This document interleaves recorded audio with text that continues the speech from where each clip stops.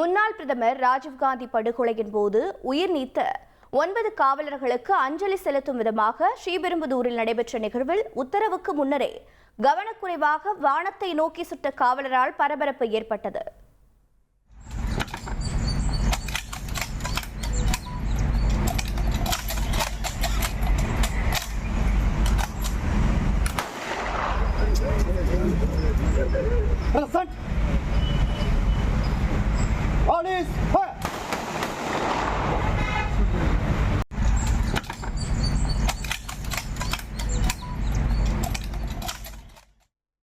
இது பற்றிய கூடுதல் தகவலை செய்தியாளர் பத்மநாபன் வழங்கி கேட்கலாம். பத்மநாபன், வணக்கம். என்ன நடந்தது? தற்போது கள நிலவரம் என்ன?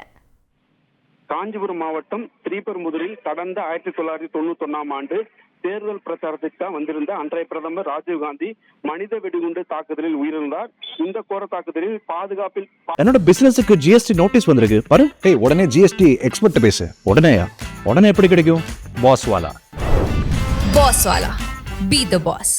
பாதுகாப்பு பணியில் ஈடுபட்டிருந்த ஒரு டிஎஸ்பி உட்பட 9 காவலர்கள் என மொத்தம் 15 பேர் உயிரிழந்தனர். 30க்கும் மேற்பட்ட காவலர்கள் படுகாயமடைந்தனர். அந்த கோர தாக்குதல் நடைபெற்று 34வது ஆண்டு நினைவு நாளை முன்னிட்டு இன்று ஸ்ரீபெரும்புதூர் காவல் நிலைய வளாகத்தில் உள்ள நினைவு தூண் அருகே உயிர்நீத்த காவலர்களுக்கு காவல் அதிகாரிகள் உயிர்நீத்த காவலர்களுக்கு அஞ்சலி செலுத்தினர்.